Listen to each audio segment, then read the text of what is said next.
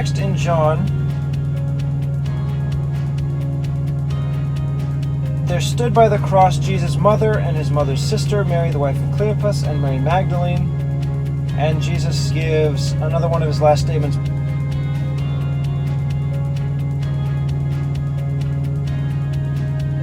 But before that, I have to put the sign that was written above his head in John. And Pilate wrote a title and put it on the cross, and the writing was, Jesus of Nazareth, the King of the Jews.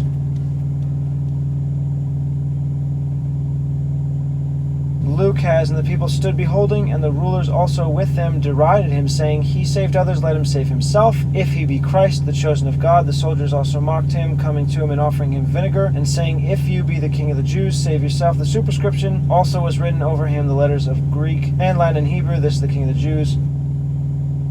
Then one of the malefactors says, If you be the Christ, save yourself and us. The other one says, We're being punished justly.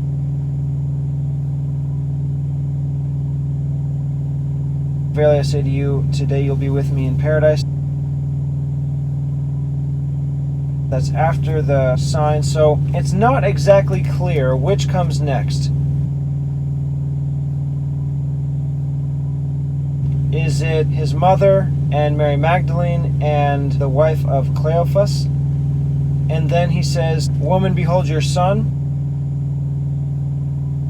Or he's being mocked.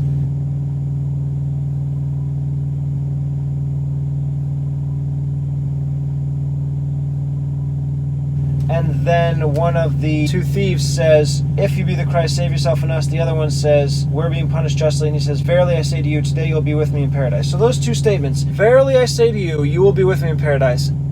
And, Woman, behold your son. And the second part that he says to his disciple, Behold your mother. Those two statements are pretty much the same statement. Behold your mother, behold your son. It's not exactly clear which one comes first, which one comes second. These two statements are not in Matthew or Mark.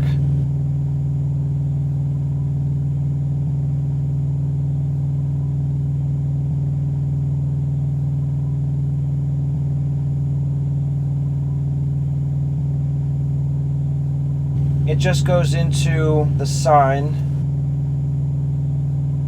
And Matthew, the sign,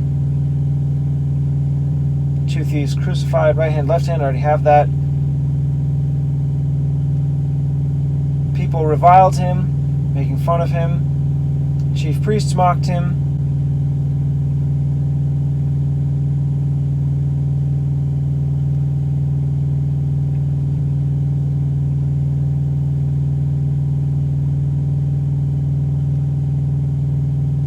And then all the way to the 6th hour is what happens next. There was darkness over the land to the 9th hour.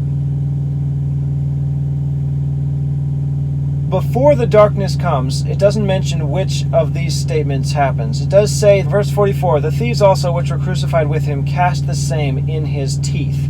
So they're insulting him. The other people are insulting him, the chief priests mocking him, and the scribes and the elders. No mention of his mother or his disciple. And again, this is before the darkness. John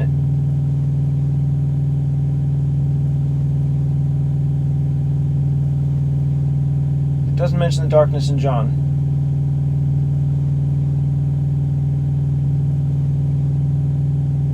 Mark.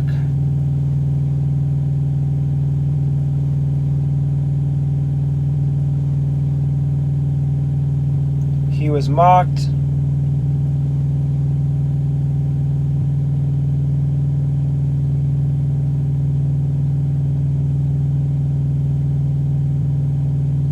When the 6th hour was come, there was darkness over the whole land. And then Jesus cried, my God, why have you forsaken me?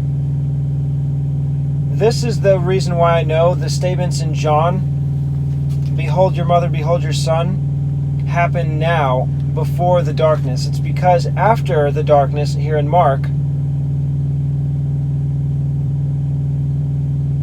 it says that some of them that stood by, when they heard it, said, Behold, he called Elijah. One ran and filled the sponge full of vinegar and put it on a reed and gave him to drink. In John, it has after these statements, Woman, behold your son, behold your mother. After this, Jesus, knowing that all things were now accomplished, that the scripture might be fulfilled, says, I thirst. There was a vessel full of vinegar, and they filled a sponge with vinegar and put on hyssop and put it to his mouth. So he does drink in John and Mark. I think this is also in Matthew.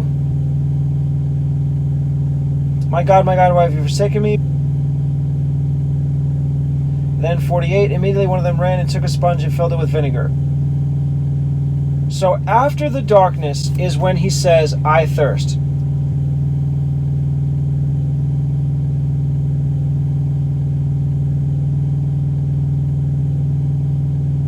And that comes after he says, Woman, behold your son, behold your mother, to the disciple. So clearly these next statements in John between 25 and 27 must come soon. That could be his second statement or his third. Luke, the people stood, they mocked him. The sign, he was mocked. The statement, Verily I say to you, today shall you be with me in paradise. Then it mentions the 6th hour, and there was darkness over all the earth until the 9th hour. So before the darkness are both of these two statements, one from Luke, one from John, and it's not explained which one comes first. And you can't really tell from the context which one might have happened first or second, because what happens right before from both is the sign and the mocking.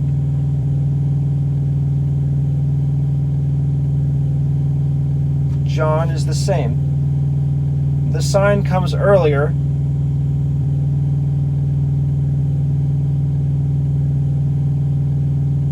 Then after it mentions the parceling out of his garments,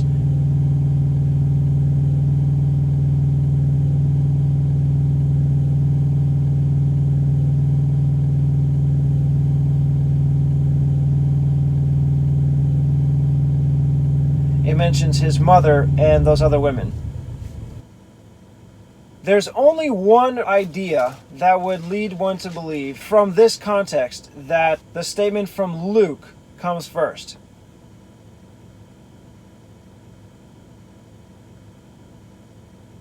And that is that it happens right after the mention of the sign. But you can't really put too much into that because Matthew, Mark, and Luke all agree the sign probably happened after the parting of his garments.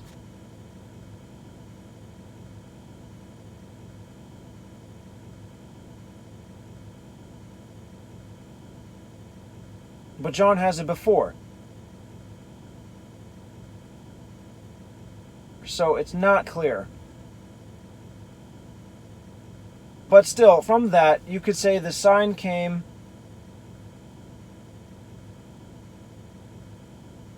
he was mocked,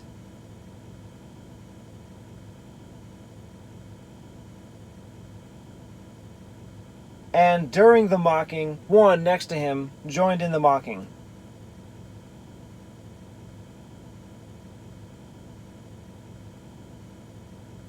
In John, the sign comes very early, then the parting of the garments. So maybe this mocking happened here. Then it has the issue of parting the garments, and then after that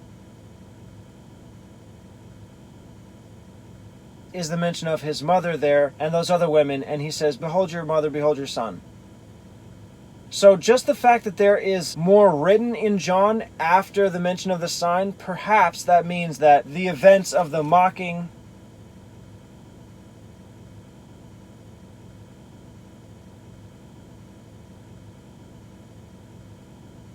and him responding to the one on the cross came first. That's like the only clue.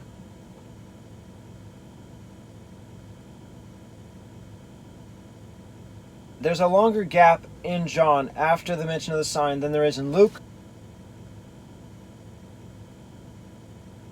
which means that during that gap I'll put the mocking and the response to the other thief being crucified.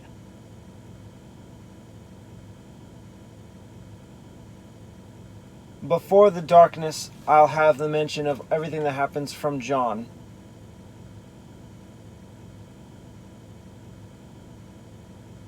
First, I'm going to put the sign.